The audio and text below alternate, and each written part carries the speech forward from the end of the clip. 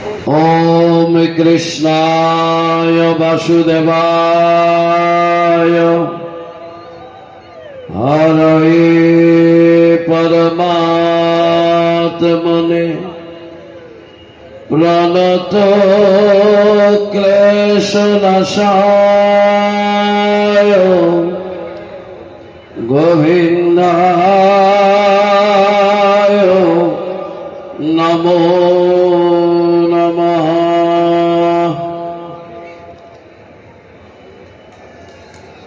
ঐতিহ্যবাহী চট্টলার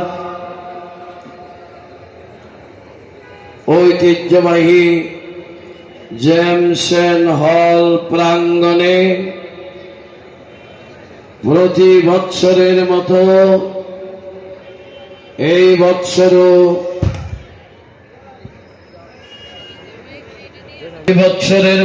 বৎসরও ভগবান শ্রীকৃষ্ণের জন্মাষ্টমী উদযাপন পরিষদ সুন্দরভাবে জন্মাষ্টমী উদযাপন অনুষ্ঠানের আয়োজন করেছেন। উক্ত জন্মাষ্টমী এই উৎসবে পূর্ব লগনে মহান সাধু সন্ন্যাসী সম্মেলন তথা ধর্ম সম্মেলনের সুযোগ্য সভাপতি আজকে কিছুক্ষণ আগে যিনি বক্তব্য রেখে গেছেন প্রধান অতিথি জনাব আমির খসরু মহোদয়, মঞ্চে বিভিন্ন মঠ মন্দির থেকে আগত সাধু সন্ন্যাসী ব্রহ্মচারী মহাত্মা মহারাজ বৃন্দ আমার সামনে ধর্মকথা শ্রবণ করার জন্য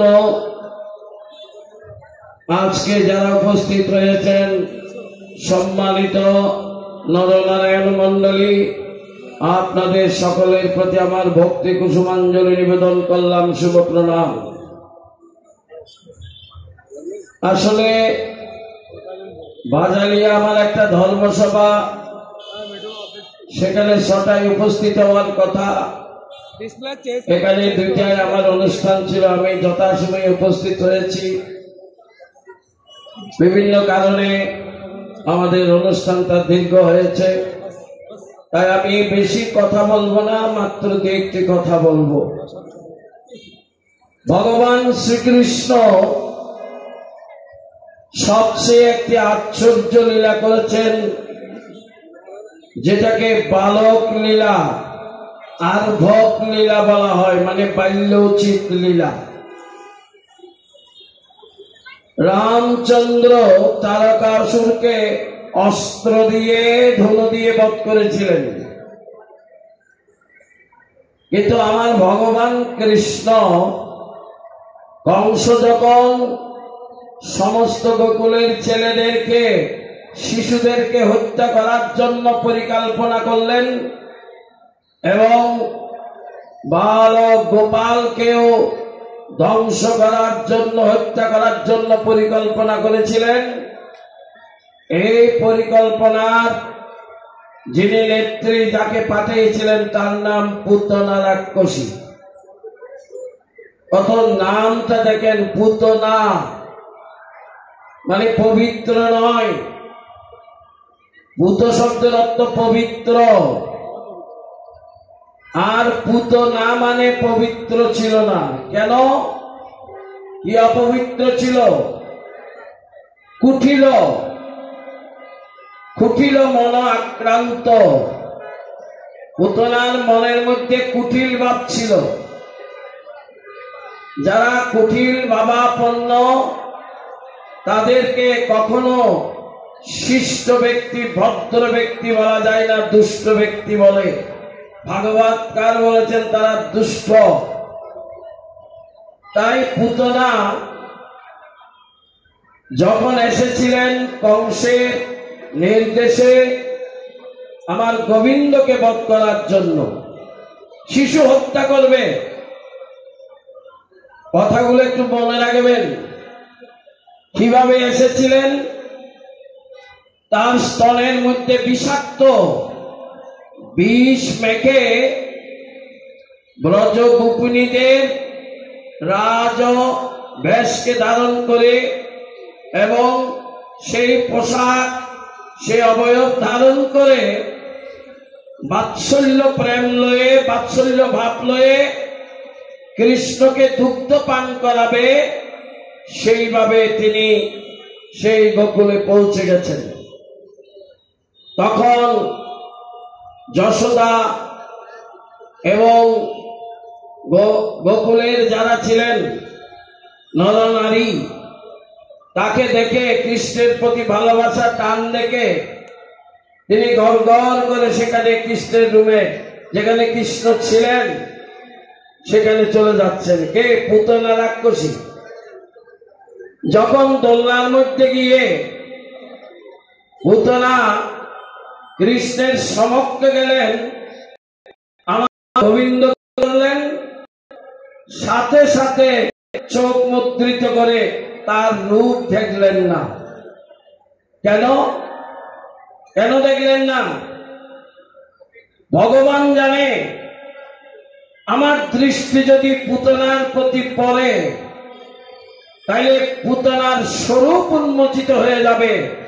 সে যে রাক্ষসী, সে যে আমার হত্যাকারী, সে প্রকাণ্ড ভীম মূর্তি, সেই বিশাল রাক্ষস মূর্তি প্রকটিত হয়ে যাবে। তখন মা যশোদা আর যারা ছিল নন্দালয়ে তারা ভীত হয়ে যাবে। এ কারণে কৃষ্ণ চোখ মুদ্রিত করলেন, মুদ্রিত করে পুতনাকে দেখলেন না। আর পুতনা কি করলেন? আদর দেখাইয়ে, ভালোবাসা দেখিয়ে ওই দোলনা থেকে কৃষ্ণকে বুকে নিয়ে নিলেন স্তন পান করার জন্য।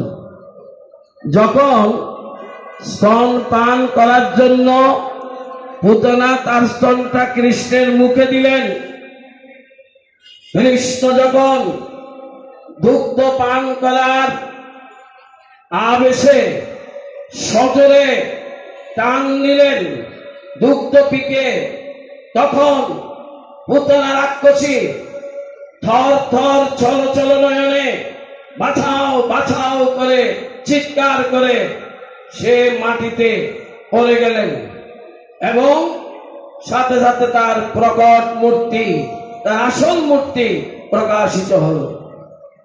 সমাজকে বলছে এইটুকুর মধ্যে, এ সমাজ, এ মানুষ, তোমার ঘরে, তোমার পরিবারে, তোমার সমাজে, তোমার রাষ্ট্রে, তোমার দেশে তোমরা সদাই সর্বদাই সতর্ক থাকিবা।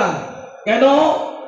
পুতনার মতো কপট মন নিয়ে যদি ভগবানকে হত্যা করতে আসে, তাহলে জগৎকে হত্যা করতে আসে, আদর্শকে ধ্বংস করতে আসে, তাহলে সর্বনাশ রেখে আনবে, তাকে বধ করতে হবে। ভাগবতে পুতনা বধকে বলা হয়েছে পুতনা মোক্ষ লীলা। পুতনা পরবর্তীতে যখন পুতনাকে ভগবান কৃষ্ণ শুধু দুগ্ধ পান করে তাকে বধ করেছিলেন, অস্ত্র ধারণ করেন নাই। এই হচ্ছে তার বাৎসল্য লীলা। এই লীলা দেখে আমাদেরকে বললেন, দেখো পুতনাকে শুধু আমি বধ করি নাই, তাকে দাত্রীগতি দিয়ে তাকে আমি স্বর্গধামেও পাঠিয়ে দিলাম। তাইলে দেখেন তো আমাদের কৃষ্ণ কত দয়াবান, আমাদের কৃষ্ণ কত প্রেমবান, আমাদের কৃষ্ণ কত দার্শনিক, আমাদের কৃষ্ণ কত মানবিক, আমাদের কৃষ্ণ কত একজন মহান মানব, মহান পুরুষ।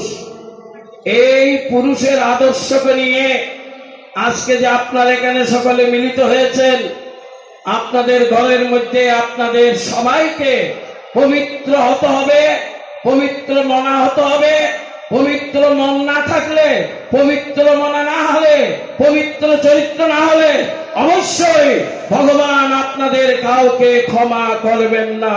হরি হরি বল, হরি হরি বল। তাই শুধু ভক্তবৃন্দ, আজকে আপনাদের কাছে এই সংক্ষিপ্ত কথা বলে আমি আমার বক্তব্য এখানেই সমাপ্ত করছি। আপনারা জন্মাষ্টমী উদযাপন পরিষদ এত সুন্দর আয়োজন করেছেন, অতিথিবর্গান, আপনাদের সবাইকে আবার সাধুবাদ জানিয়ে আমার বক্তব্য সমাপ্ত করলাম। শুভ নমস্কার।